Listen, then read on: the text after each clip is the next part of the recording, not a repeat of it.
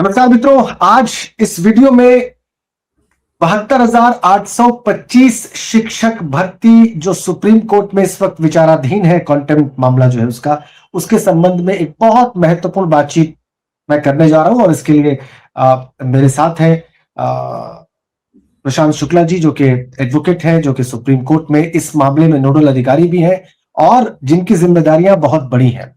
तो इन्होंने अपने कीमती समय में और बहुत व्यस्त समय में जो इस वक्त है इस भर्ती से जुड़े कार्य की वजह से, उसमें से कुछ मिनट हमारे लिए निकाले हैं, बहुत कीमती समय निकाला है। प्रशांत जी, आपका बहुत स्वागत। धन्यवाद राजेंद्र जी। और ये बहुत ही आवश्यक भी इसलिए था क्योंकि बहुत तरह की बातें चल रही हैं अभी, और इसलिए मुझे लगता है आपके माध्यम से उन बच्चों तक सारी बातें पहुंचेंगी जिनके मन में बहुत तरह के भ्रम हैं। सो आप प्रश्न कर सकते हैं ताकि सब तक वो मेरी आवाज जाए और वो हर कोई वो बात समझ सके और परेशान ना हो कोई। बिल्कुल, thank you so much sir. मेरा जो पहला सवाल है वो बड़ा सरल सा सवाल है, और वो एक लेमैन और एक जर्नलिस्ट का सवाल है असल में। वो सवाल ये है, और मुझे लगता है इसको बहुत सारे लोग, सिर्फ अभ्यर्थी नहीं, बहुत सारे लोग जानना चाहते हैं। ये 2011 की भर्ती अचानक 16 दिसंबर के बाद से चर्चा में आ गई। 2011 में इसका विज्ञापन आया और बहुत सालों तक कोर्ट मुकदमा, मुवक्किल, वकील, कोर्ट कचहरी के बाद ये 16 दिसंबर 2025 को अचानक फिर से इसने सुर्खियां बटोरी। इसकी सबसे बड़ी वजह क्या है? देखिए, इसकी सबसे बड़ी वजह मैं कहूंगा कि मैं ऑनरेबल जस्टिस ऑनरेबल करोल साहब को बहुत बहुत धन्यवाद दूंगा कि उन्होंने बहुत ही मर्सीफुल अप्रोच इस केस में अडॉप्ट किया है, जो कि बेहद आवश्यक था। क्योंकि इस केस में इतने तरह के इश्यूज हैं कि उसको मेरिट पर कभी डिसाइड किया ही नहीं जा सकता। मुझे लगता है करोल साहब ने इस मैटर को बहुत अच्छी तरह से पढ़ा और बहुत तरह की इसमें कंटेम्प्ट फाइल हुई थी। सारे इश्यूज को पढ़ने के बाद कोर्ट को ये एक बात समझ में आई कि इन बीएड वाले बच्चों के साथ बहुत बहुत बड़ी नाइंसाफी हुई है। इनसे कम नंबर वालों को नौकरी दी गई है, और आज नहीं, आज के 10 साल पहले दी गई है। और ये बेचारे जो 114 नंबर 15 नंबर लेकर के आए हैं और आज भी रोड पर हैं, आज तक बीएड वालों को अगर देखा जाए तो 69,000 में केवल एकमात्र मौका मिला है। उसके अलावा इनको कोई मौका नहीं मिला 2011 की भर्ती के बाद, एक्सेप्ट गणित और विज्ञान की भर्ती जो आई थी, और वो भी बहुत लिमिटेड थी, 6 से 8 के लिए। तो बहुत ही कम बच्चे उसमें पार्टिसिपेट कर पाए या उनको जॉब मिली। वो भी मैटर आपको पता है आजकल चर्चा में है, वो भी चल ही रहा है। तो मुझे लगता है कि जो हमारी सुप्रीम कोर्ट है, उन्होंने बहुत ही अच्छा अप्रोच, मर्सीफुल अप्रोच इसमें अडॉप्ट किया। शायद इसीलिए आज ये भर्ती पूरी बहुत ही चर्चा में है, और कोर्ट ने ये चाहा कि किसी भी तरह से जितने मैक्सिमम बच्चों का कल्याण हो सके वो किया जाए। आज भी इसमें लगभग 6,170 पद बाकी हैं, क्यों ना उस पे इन बच्चों को एकोमोडेट किया जाए। और मुझे तो लगता है कोर्ट केवल वहीं तक नहीं, अगर अपनी पावर्स का यूज करेगी तो इस केस में सारे बच्चों को नियुक्ति मिलनी चाहिए, जितने भी बच्चों की लिस्ट बनी है कैंडिडेट्स की। रीजन ये है कि आज भी 1 लाख से ज्यादा पद खाली हैं यूपी में टीचर्स के। ठीक है, सरकार ये कहती है कि हमारे पास पुपिल टीचर रेशियो कंप्लीट है, पीटीआर कंप्लीट है, बट वो पीटीआर कंप्लीट करने के लिए शिक्षा मित्रों का सहारा लेते हैं। एक तरफ उनको वो सैलरी नहीं देते हैं और एक तरफ उनको वो प्रॉपर टीचर काउंट करना चाह रहे हैं। ठीक है, तो ये बहुत ही बड़ी विडंबना है। ऐसे टीचर से पढ़ाया जा रहा है जिनको आप ये कहते हैं कि वो इनएलिजिबल हैं, वो टीटी क्वालिफाइड नहीं है। दूसरी तरफ टीटी क्वालिफाइड टीचर जो है बेचारे रोड पर हैं। उनके पास आज वो इतने बेरोजगार हैं, और उनके पास इतनी पढ़ाई करने के बाद भी कोई मतलब सोर्स ऑफ फंडिंग है ही नहीं। प्राइवेट स्कूल्स में बेचारे पढ़ा रहे हैं, कोई 4,000, 6,000, 8,000 रुपए में इनका एक्सप्लॉयटेशन हो रहा है। मुझे लगता है कोर्ट ने जो अडॉप्ट किया है बहुत ही मर्सीफुल अप्रोच है, और बहुत ही अच्छा अप्रोच कोर्ट ने अडॉप्ट किया है। अब सर, ये तो आपने स्पष्ट कर दिया कि जो जज साहिबान है उनको लगा कि ये गलत हो रहा है। जो ज्यादा नंबर पाए हैं वो बाहर हैं, और उनसे कम नंबर पाके लोगों ने भर्ती पा ली है।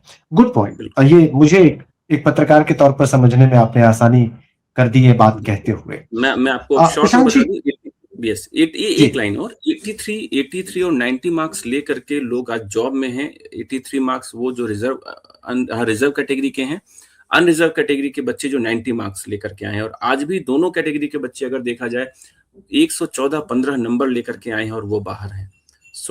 इसलिए मुझे लगता है जैसा आपको लगा, ये बहुत ही, ये आर्टिकल 14 का वायलेशन है, बहुत गलत हुआ है। बिल्कुल। अब आपका नेक्स्ट क्वेश्चन जो भी हो। एक बात जो मेरे तक आई है वो ये कि आपके नाम पर प्रशांत जी, बाहर लोग पैसे ले रहे हैं और ये कह रहे हैं कि बिल्कुल, बहुत अच्छी बात हाँ आपने छेड़ी है। अब मैं इसका बहुत अच्छा आपने प्रश्न किया जो जी। शायद मेरे को इसका आंसर बहुत ज़रूरी है। हुआ क्या है सुनिए, जब 16 तारीख तक कोर्ट ने डेट एक्सटेंड की, तो हमारे बहुत सारे जो टीटी के लीडर हैं, उन्होंने क्या किया कि रातों-रात उन्होंने लिस्ट ईमेल की मेरे को, ठीक है? बहुत सारे उन्होंने फॉर्मेट्स जो हैं जितने थे उन्होंने बनाए, उन्होंने बच्चों से पूछा तक नहीं, ठीक है? उन्होंने फटाफट लिस्ट टाइप की और मेरे पे मेल कर दिया, उनका फॉर्मेट भर-भर के। हज़ारों की संख्या में मेरे पास फॉर्मेट्स आए उस दिन, ठीक है? उसके बाद क्या हुआ कि जब ये मामला इनको पता था, अभी तक बच्चों को पता नहीं है। जो बेचारे अपने ये घर पे 16 हैं, बहुत दिसंबर को दूर हैं। हुआ, ये 16 यस, यस, दिसंबर को 16 हुआ। तारीख को, 16 तारीख को मैं बता रहा हूँ, मेरे पास कुछ नहीं तो 8,000 रिप्रेजेंटेशन आए हैं। आप इमेजिन नहीं कर सकते मैंने कैसे ये काम किया है पूरा। इन नेताओं ने क्या किया, मैं नाम नहीं लूंगा, ऐसे बहुत सारे लोग हैं जिन्होंने प्रत्यावेदन मेरे को भिजवा दिया और बच्चों को पता ही नहीं कि उनका प्रत्यावेदन चला गया, ठीक है? हम्म। इसके बाद क्या होता है कि जब बच्चों ने उन अपने लीडर्स को कांटेक्ट किया कि भैया ये बताइए हमारा रिप्रेजेंटेशन अभी तक नहीं गया। इन लोगों ने उनको बुलाया, बुलाने के बाद इनसे बोला कि भई ऐसा है, अब तो डेट क्रॉस हो गई 16 दिसंबर, अब तो तुम्हारा कुछ हो नहीं सकता।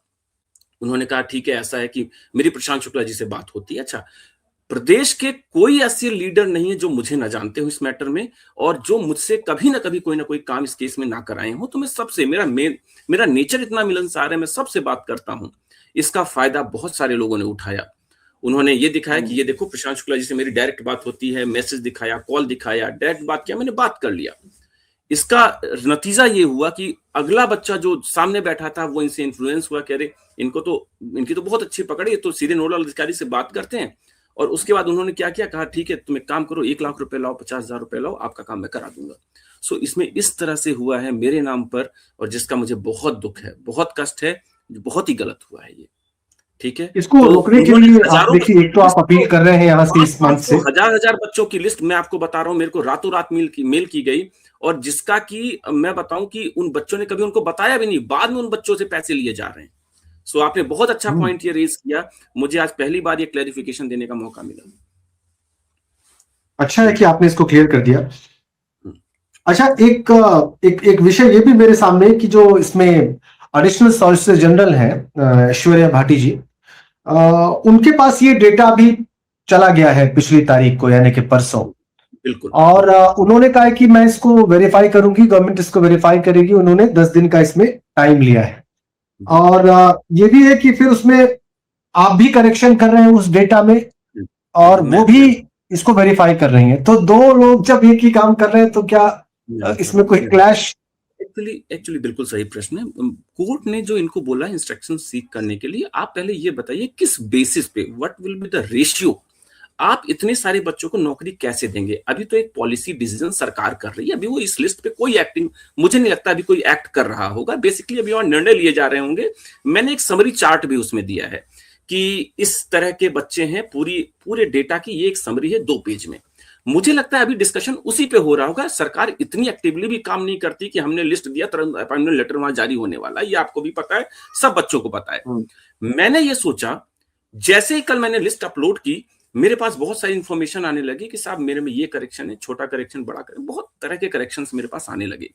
मैंने सोचा मैं ये करेक्शन अपने आप में नहीं कर सकता जब तक कि सुप्रीम कोर्ट मुझे परमिशन नहीं देगा। तुरंत मैं सुप्रीम कोर्ट में भागा, कोर्ट में, और मैंने कोर्ट से परमिशन मांगी। मैंने स्टेट काउंसिल को बुलाया, मैंने उनको बोला, रिक्वेस्ट किया सर आप भी यहाँ पर रहिए क्योंकि बिना आपके परमिशन ग्रांट नहीं होगी। मैंने उन्हें भी समझाया कि बहुत सारे बच्चों को दिक्कत होगी कल को, मैं उनके लिए परमिशन चाहता हूं करेक्शन की। कोर्ट ने मेरी बात समझी और कोर्ट ने परमिशन मेरे को दे दी, आप तुरंत करेक्शन करना शुरू करिए। मैंने कोर्ट को बताया इन द मीन टाइम, जब तक वहां पे डिस्कशन चल रहा है तब तक हम अपने जितना जो डेटा, जितना मैक्सिमम मैं करेक्ट कर पाऊं वो कर लूं। इसीलिए कोर्ट ने करेक्शन की मेरे को परमिशन दे दी। तो जब तक वो वहां पॉलिसी डिसीजन कोई लेंगे लिस्ट पे, तब तक यहाँ पे मैं उनको बेहतर लिस्ट प्रोवाइड कर पाऊंगा। और और यही इसके यही काम पैरेलली गवर्नमेंट भी करेगी, उसको जो आपने डेटा दिया है 14,851 का, उसको वो बिल्कुल, वेरीफाई करेंगे अपने लेवल पे। मुझे लगता है वेरीफाई, जब ये इंफॉर्मेशन तो गवर्नमेंट के एओआर को मैंने दे ही दी है कि मैं आपको अगले 6-7 दिनों में एक अपडेटेड, लगभग डेटा सेम रहेगा, स्लाइड चेंज भले हो जाए, बाकी डेटा एकदम सेम रहेगा, थोड़े बहुत माइनर से उसमें चेंजेस होंगे, आप अपना एक्ट उस पर करते रहिए। ये मैंने उनको इन्फॉर्मेशन पहले ही दे दी है। ठीक है सर, तो आपने कहा है कि मैं करेक्ट करके आपको फिर से 6-7 दिनों में एक चीज दे दूंगा। अब ये बिल्कुल। जो 16,000 कुछ लोगों का जो एक मदर डेटा है, उसमें एक 14,851 की बात है, और कुछ लोगों के अंदर कुछ दिक्कतें हैं बाकी के। तो 14,851 की संख्या को ये फाइनल डेटा पार भी कर सकता है?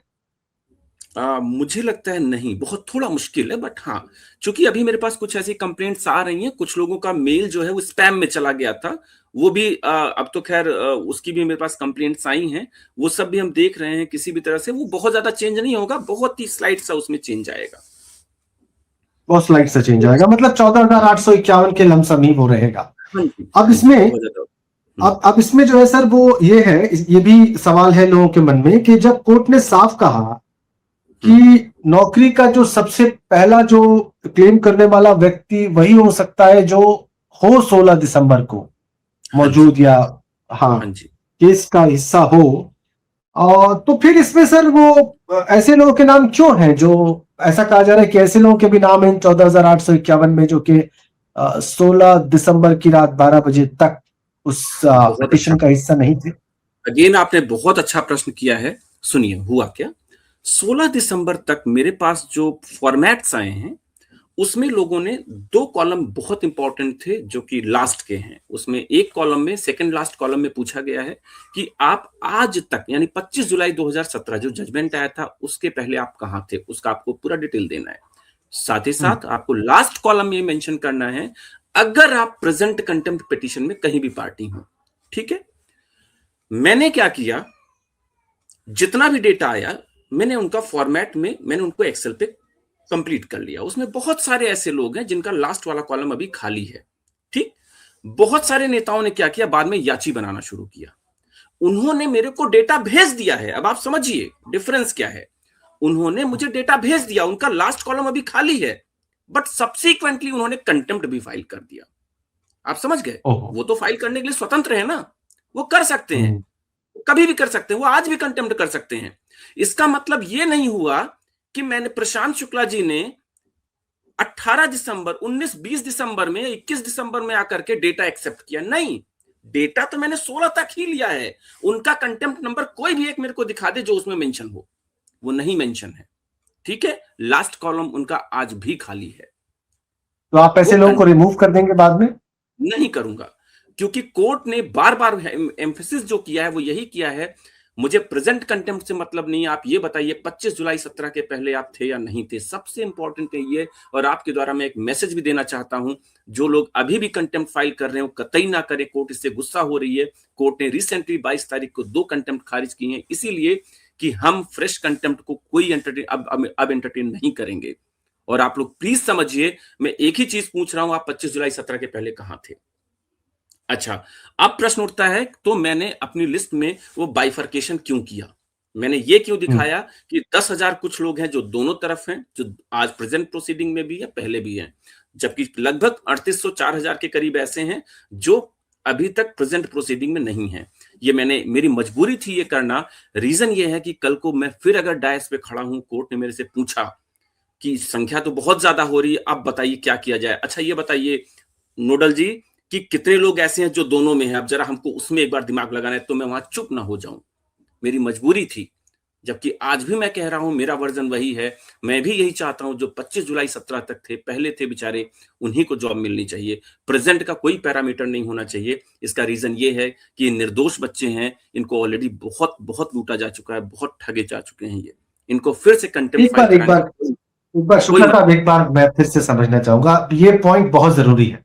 ये जो बिल्कुल, बात आप कह रहे हैं, ये हजारों हजार लोगों की मदद कर सकती है, क्योंकि बिल्कुल मैं सही, खुद फ्लडेड हूं, मेरे पास मैसेजेस का फ्लड है एक तरह से। लोग मुझसे बिल्कुल। पूछ रहे हैं, देखिए मैं वकील नहीं हूं इस मामले में, हुँ, मैं हुँ, याची नहीं हूं इस मामले में, लेकिन चूंकि हुँ, मैंने ये विषय उठाए हैं, इसलिए लोगों की अपेक्षा है कि मैं भी हुँ, उनको बात समझने में मदद कर सकता हूं। बहुत और अच्छा, चूंकि आप साक्षात उपलब्ध हैं यहां पर, इसलिए इससे ज्यादा प्रामाणिक बात हो नहीं सकती। बिल्कुल सही। ये जो क्राइटेरिया है, जो आपने कहा कि हुँ, 25 जुलाई 2017 तक जो इस प्रोसीडिंग का हिस्सा थे वो, और दूसरी एक और बात आपने कही, वो भी जरा स्पष्ट कर दें। जो प्रेजेंट प्रोसीडिंग में पार्टी हैं, जैसे जिस मैटर में सारे ऑर्डर्स पास हो रहे हैं, वो 2023 की कंटेम्प्ट पिटीशन है। ओके? अच्छा।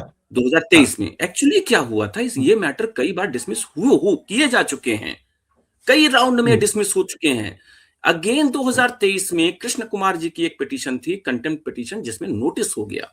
उसके बाद से इस मैटर में आपको पता है, जैसे ही एक मैटर में नोटिस होता है, इम्प्लीडमेंट की बाढ़ आ जाती है, कंटेम्प्ट पिटीशंस की बाढ़ आ जाती है, रिट की बाढ़ आ जाती है, एसएलपी, हर तरह के नेचर, हर नेचर के मुकदमे वहां से कनेक्ट होते चले जाते हैं इसमें। वही हुआ इसमें भी, 2023 में कंटेम्प्ट फाइल हुई, इसमें एक में नोटिस हुआ, उसके बाद देखते ही देखते इसमें आज अनगिनत पिटीशंस कनेक्ट हो चुकी है। सो मैंने क्या ओहो, किया, आपस में जब हम प्रोफॉर्मा बना रहे थे, तो हम सबने डिसाइड किया, कोर्ट कल को कोई क्वेरी करे तो हम वहां पे साइलेंट ना हो, हर तरह की इंफॉर्मेशन हमारे पास होनी चाहिए। रेशियो ये कोर्ट डिसाइड करेगा, स्टेट गवर्नमेंट डिसाइड करेगी, हमारा काम ये नहीं है। हमारा काम बहुत सिंपल है, जो फ्यूचर हम्म, में क्वेरीज हो सकती हैं उसका आंसर हमारे पास वेल प्रिपेयर्ड होना चाहिए। हम्म, हम्म। आप ये इसलिए हम बेसिकली कहना चाह रहे हैं वकील साहब कि 25 जुलाई 2017 में जो प्रोसीडिंग का हिस्सा थे, और जो 16 दिसंबर 2025 में रात के 12 बजे तक या उससे पहले कंटेम्प्ट प्रोसीडिंग का हिस्सा बने रहे, उन्हीं के लिए कोई चांस है? ये अचानक से उभरे हुए लोगों को, याद आए लोगों को जिनके दिमाग की बत्ती जल गई ये खबर पाकर, उनके लिए कोई इसमें गुंजाइश नहीं है, आप यही कहना चाह रहे हैं? नहीं, इसमें स्लाइड सा चेंज है। हम्म, इसमें स्लाइड चेंज ये है, मैं बार बार वही कह रहा हूं, प्रेजेंट प्रोसीडिंग का कोई मतलब नहीं है मेरी नजरों में, जो अभी तक मैं कोर्ट को समझ पाया हूं, subject to whatever court will decide, ठीक है, जो भी कोर्ट करेगी वो वही फाइनल है। बट मेरी जो समझ है उसके हिसाब से प्रेजेंट प्रोसीडिंग का बहुत मतलब नहीं है, वो सिर्फ डाला गया है इसलिए कि कल को अगर सपोज कोर्ट ऐसी किसी उस पर जाती है कि भाई ऐसा है कि हम उनको ही अब कंसीडर करना चाहते हैं, चूंकि डेटा बहुत ज्यादा है, जो बेचारे तब भी लड़ रहे हैं तो अभी भी लड़ रहे हैं, ऐसी कंडीशन में क्या रेशियो निकाला जाएगा, तो मजबूरी में हमने वो भी डाला। लेकिन उसका मेरी नजरों में कोई मतलब नहीं है, इसीलिए शायद कोर्ट ने, आपने महसूस किया होगा 22 तारीख को 2 कंटेम्प्ट डिसमिस ही नहीं किए, बल्कि बहुत गुस्सा भी थी कोर्ट, आप क्यों कंटेम्प्ट फाइल कर रहे हैं। कोर्ट का यही प्रश्न था, आप क्यों कंटेम्प्ट फाइल कर रहे हैं, क्यों इन बच्चों को लूटा जा रहा है। तो कंटेम्प्ट का, आपके प्रेजेंट हिसाब से सर, कंटेम्प्ट का कोई मतलब नहीं, केवल आप जी, अपना फॉर्मेट भर के मुझे दिए होते 16 तारीख तक, दैट्स ऑल, बस 16 तक अगर अच्छा आपका सर, फॉर्मेट आया था वो लिस्ट में है। ठीक है, और वही वही गंभीरता से लिए जाएंगे। हाँ जी, बिल्कुल ठीक है, बिल्कुल। ऐसे लोगों की संख्या कितनी होगी अनुमानतः, कितने, कैसे लोगों की संख्या? जो जो 25 जुलाई 2017 से पहले थे, और जिनके 14,851, पास जो 16 दिसंबर, 14,851। हाँ अच्छा, जी, बिल्कुल, इसीलिए वो लिस्ट मैंने मैंने मैंने इसमें इसीलिए कोई भेदभाव नहीं किया। प्रेजेंट प्रोसीडिंग में है नहीं है, डजंट मैटर फॉर मी। मेरे लिए वही मैटर करता है जो 25 जुलाई 17 के पहले जिन्होंने अपनी कोई भी डिटेल दी है, उन सबको मैंने 14,851 में ही डाला है, और मेरी यही रिक्वेस्ट होगी कोर्ट से, इन सबको नियुक्ति मिलनी चाहिए। अब ये सर आप बताएं, तब तो अभी फिर लोग जो कह रहे हैं, जिनको याद आ रहा है कि मैं हम्म 25 जुलाई 2017 से पहले था प्रोसीडिंग का हिस्सा, लेकिन ये 16 दिसंबर वाली जो बाद में जो चीजें हुई उसमें मैं मौजूद नहीं था, तो मैं क्या अब याची बन जाऊं? बिल्कुल नहीं बनना चाहिए। मेरा क्लियर मैसेज है आपके माध्यम से, आप सबको मना करिए, किसी के चक्कर में ना पड़े, और कोई कंटेम्प्ट ना फाइल करें, अदरवाइज जिनका जो होना है वो भी कुछ नहीं होने वाला है। कोर्ट बहुत गुस्सा होगी, हम्म, सबका केस खारिज करेगी। मैं रिक्वेस्ट करूंगा सबसे, कतई कोई भी कंटेम्प्ट ना फाइल करे। अगर कोर्ट हम्म। परमिशन देगी, मैं वैसे भी सबको ऐड करूंगा। मेरे पास अगर मेल आया है तो मैं सबको कंसिडर करूंगा। आप लोग चुपचाप बस मेरे पे मेल कर दीजिए, जो कोर्ट कहेगी आपका 1 रुपया नहीं खर्च होना है, आपको सिर्फ एक मेल करना है। ये बहुत बड़ी बात है, आप कह रहे हैं सिर्फ एक मेल करना है, आप अपना डेटा बिल्कुल आपको मेल कर दें, अगर वो गुंजाइश बस, उसमें बनेगी तो आप जरूर बिल्कुल उसको ऐड करें। किसी के भी चक्कर में ना पड़े, आप ये मैसेज प्लीज दीजिए लोगों को। देखिए, बताइए। इसको इसको लोगों ने जानना चाहा है, मेरे पास सवाल है मुझे कि, लगता है आज आज इस न्यूज के माध्यम से लोगों में बहुत सारी क्लैरिटी आएगी, मुझे जो भी शायद पूरा अभी विश्वास है कि बहुत आपको भी राहत मिलेगी, और जो मुझे लगता है जो मुझे मैसेजेस आ रहे हैं शायद कम हो जाए इस वीडियो के बिल्कुल बाद से। बिल्कुल बिल्कुल। 3893 लोग, देखिए मेरे पास कितने जागरूक लोग हैं आपसे जुड़े हुए और इस प्रोसीडिंग से जुड़े हुए, जिन्होंने मुझे जो सवाल पूछे उनमें से मैंने कुछ शॉर्टलिस्ट किया है आपके लिए। Very nice. 3893 लोग वर्तमान में 14,851 की लिस्ट में कॉन्टेम्प्ट या करंट प्रोसीडिंग में नहीं है। हाँ जी। लेकिन इनका नाम इस लिस्ट में है। इन लोगों यानी 3893 लोगों ने आपको अपना नाम किस तरह दिया? एक सवाल साहब ये भी पूछते हैं कि जबकि आपके साथ एक नोडल रंजीता रोहतगी जी को जो भी ईमेल करता था, यदि करंट प्रोसीडिंग का जिक्र करता रहता था तो वो प्रत्यावेदन रिजेक्ट कर देती थी कि आपका डिटेल पूरा नहीं है, आप एओआर के माध्यम से दीजिए। तो क्या आप तीनों नोडल में आपस में सामंजस्य नहीं है? ये भी बड़ा कड़वा सवाल आया है आपके लिए। नहीं, ये मैं बता रहा हूं, ये हम वही करेंगे जो सुप्रीम कोर्ट कहेगा। सुप्रीम कोर्ट ने जो बोला हमने वही किया। सुप्रीम कोर्ट ने हमको बोला आप केवल डेटा बनाइए। अब डेटा में जितना हमारे पास आएगा, हमारा काम है देना, डिसाइड करना कोर्ट का काम है। मैं रिजेक्ट नहीं कर सकता, सिंपल है। आप खुद सोचिए, आप अगर मेरी जगह होते, मैं कौन होता हूं रिजेक्ट करने वाला? मैं जज नहीं हूं। ये रिजेक्शन करना नहीं करना ये कोर्ट डिसाइड करेगा। भाई मैं कौन होता हूं डिसाइड करने वाला? मेरा काम है फेयरली दे देना। मेरे देने से लिस्ट में कोई अपॉइंटमेंट नहीं मिलने जा रहा है। क्यों नहीं लोग समझ रहे हैं? ये एक इंडिकेशन है। ये सिर्फ और सिर्फ एक डेटा है। हम ये दिखा रहे हैं माय लॉर्ड, लगभग इतने लोग हैं। This is subject to verification by the state government. This is not a select list. सवाल। हाँ जी। Got it sir, got it. ये आपका क्लैरिफिकेशन बहुत मायने रखता है। आप मुझे एक बात बताइए, आपने और भी कई सारे केसेस लड़े हैं जिसमें लोगों को लाभ हुए हैं, वो मैं जानता हूं व्यक्तिगत रूप से, पत्रकार के तौर पर भी। और इसमें कोई दो राय नहीं है कि आप यकीनन चाहते होंगे कि इस मामले में जो भी सही व्यक्ति है, जैसा आपने शुरू में कहा, उसको लाभ मिले, उसको नौकरी मिल जाए। पहले ही उसकी बहुत उम्र जा चुकी है। बिल्कुल सही। एक बात बताइए, 6,170 सीटें खाली हैं जो ओरिजिनल विज्ञापन था, उसके बियॉन्ड कोर्ट कैसे कर सकती है? क्या कोर्ट ऐसी कोई व्यवस्था बना सकती है? यस, अगेन आपने बड़ा अच्छा प्रश्न किया। बिल्कुल जा सकती है, और मुझे लगता है ये बेस्ट केस है जिसमें सुप्रीम कोर्ट को जाना भी चाहिए। उसका ग्राउंड है मेरे पास। पहला, इसी केस में नवंबर 2015 में सुप्रीम कोर्ट ने एक ऑब्जर्वेशन दी थी जिसमें यह बताया था 3,08,000 पदों की आज भी जरूरत है। नंबर 1। उसके बाद से अगर हम सारी भर्तियों को काउंट कर लें, 66,655 इसमें इसी भर्ती में हुए, 68,501 भर्ती आई, 69,001 भर्ती आई, टोटल 3 भर्तियां हुई। ठीक है, सबको काउंट करने के बाद भी लगभग 1,04,000 पद आज भी खाली हैं। 2019 में लास्ट सिलेक्शन प्रोसेस हुआ था, तब से 6 साल निकल चुके हैं। हर साल 4-5 हजार लोग रिटायर हो रहे हैं। क्या आज भी 1,25,000 पद नहीं खाली हैं उत्तर प्रदेश के बेसिक शिक्षा विभाग में? आखिर आज हमारे बच्चों को शिक्षा कैसे मिल रही है? क्या सुप्रीम कोर्ट ये पूछ नहीं सकता? आरटी एक्ट पास करने भर से काम नहीं चलेगा। हम एक डेवलपिंग नेशन है। सुप्रीम कोर्ट कल को पूछ ले चीफ सेक्रेटरी को बुला करके कि आप आरटी एक्ट का कंप्लायंस कैसे कर रहे हैं जब आपके पास शिक्षक ही नहीं है क्वालिफाइड। कोर्ट कह सकता है, कोर्ट इनको कंटेम्प्ट में जेल में डाल सकता है। 631/2004, मैं आपको एक पिटीशन का नंबर दे रहा हूं रिट में, 2012 में 31 अक्टूबर 2012 को सुप्रीम कोर्ट ने क्लियर कट डायरेक्शन पूरे देश के लिए दिया था। हर विद्यालय में teaching non teaching staff with in 6 month complete होना चाहिए, सो दैट आरटी एक्ट का कंप्लायंस हो सके। 13 साल गुजर गए हैं, आज तक उत्तर प्रदेश सरकार ने टीचर्स का प्रॉपर अपॉइंटमेंट नहीं किया है। ठीक है, इसके लिए चीफ सेक्रेटरी को बुला के जेल में डाल देना चाहिए। क्यों नहीं हुआ आज तक? और इसीलिए सुप्रीम कोर्ट चाहे तो 142 की पावर यूज करके जितने 14,851 बच्चे हैं सबको अपॉइंटमेंट दे सकता है, और इसमें सरकार कुछ नहीं कर सकती। सरकार कोई बहाना नहीं बना सकती, खास करके शिक्षा के मामले में। जहां पे शिक्षा नहीं है जिस देश में, वो देश हमेशा पिछड़ा रहेगा। ये आपने बिल्कुल सही कहा।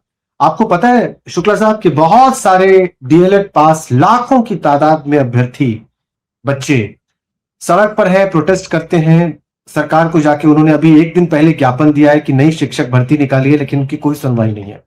सरकार ये कहती है हमारे पास पूरे पद है, और अभी पिछली जो भर्तियां हैं उन्हीं के मामले सॉल्व नहीं हुए हैं, हम आपके लिए कहां से विज्ञापन निकाल दें। बिल्कुल। तो बड़ी विकट स्थिति है प्रदेश में, उत्तर प्रदेश की मैं बात कर रहा हूं, और पूरे देश में अगर आप जोड़ लें तो ये मामला और मैग्नीफाई हो जाएगा, ये और बढ़ जाएगी बात। बिल्कुल सही। तो आपने कीमती समय निकाला प्रशांत जी, और बहुत सारे सवालों को आपने क्लैरिफाई किया है। मुझे यकीन है कि आपके ये जवाब बहुत सारे लोगों की शंकाओं जो है उनको दूर कर देंगे, उनका समाधान कर देंगे।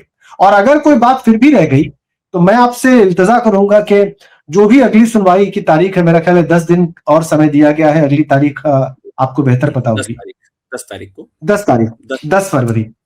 तो 10 फरवरी को हम एक बार फिर आपका कीमती समय लेंगे। और एक चीज और, मैं एक चीज और, आखिरी बात कि क्या आपको लगता है कि और भी तारीख पड़ सकती, और भी डेट्स पड़ सकती है, या 10 फरवरी को इस मामले में कोई फाइनल ऑर्डर आ सकता है? देखिए, ऐसा है कि 10 तारीख को कोर्ट ज़रूर कुछ 2-4 लाइन लिखवा सकती है, मुझे ऐसा लगता है उस दिन, क्योंकि मुझे लगता है अपना जो डेटा है मैं फाइनली 7 या 8 तारीख तक गवर्नमेंट को दे दूँगा। फर्दर अपडेटेड डेटा जो भी मेरे पास होगा उपलब्ध वो मैं दूँगा, और ये बहुत ज़्यादा चेंज नहीं होने वाला, बहुत स्लाइट सा इसमें चेंजेस तो ज़रूर आएँगे, थोड़े बहुत, ठीक है? सो उस पे ताकि गवर्नमेंट एक्ट करे और अपना जो भी वो इंस्ट्रक्शंस लेकर के आएगी, कोर्ट उसी बेसिस पे जो फ्रेश लिस्ट हमारी होगी उसके बेसिस पे आगे बढ़ेगी। सो देखते हैं कोर्ट क्या करेगी। 1-2 डेट तो मुझे लगता है पड़ सकती है, बिल्कुल पड़ सकती है। और मैं बार-बार आपके माध्यम से एक और बात रिक्वेस्ट करूंगा, कोई फ्रेश कंटेम्प्ट के चक्कर में ना पड़े, कोई इसलिए परेशान ना हो कि हम फ्रेश कंटेम्प्ट में नहीं हैं, इसके चक्कर में लोग बहुत लुट रहे हैं, उनको मना करवाइए, लोग परेशान ना हो, इधर-उधर दौड़े भागे ना, उससे कोई खास फर्क नहीं पड़ता। लोग अभी ठीक से यहाँ पे लोगों को गुमराह किया जा रहा है, चूंकि आप प्रेजेंट कंटेम्प्ट प्रोसीडिंग में नहीं है, इसलिए आपका तो गड़बड़ हो जाएगा। बिल्कुल गड़बड़ नहीं होगा मेरे हिसाब से, ठीक है? तो थैंक यू उसके सो लिए लोग मच। परेशान ना हो, और जो भी करेक्शंस हैं आपके माध्यम से मैं फिर बोलूंगा, आज से कल तक प्लीज मुझे आप लोग बताइए, मेरे को प्रोवाइड कराइए अपने ओआर के थ्रू, सो दैट मैं वो सब कुछ कर पाऊं। आप इन्हीं बच्चों के लिए मैंने अपना खुद, आज मैं इतना व्यस्त, इतना परेशान हूं, मैं लगातार दिन रात काम कर रहा हूं ताकि जितना अच्छा बना पाऊं उतना मैं करके दूं सरकार को। बेशक, ठीक है? मैं इस बात को जानता हूं, और इसके बीच में आपने समय निकाला, इसलिए मैं पुनः आपको एक बार धन्यवाद ज्ञापित करता हूं इन सब लोगों की ओर से। We will connect again on 10th of February mister Shukla, और एक बार फिर से हम उम्मीद है कि बेहतर बात करेंगे, और शायद तब तक आपके पास बताने के लिए कुछ बहुत अच्छा हो, शायद। शुक्रिया, बहुत लेट्स बहुत सी। शुक्रिया। Thank you, thank you.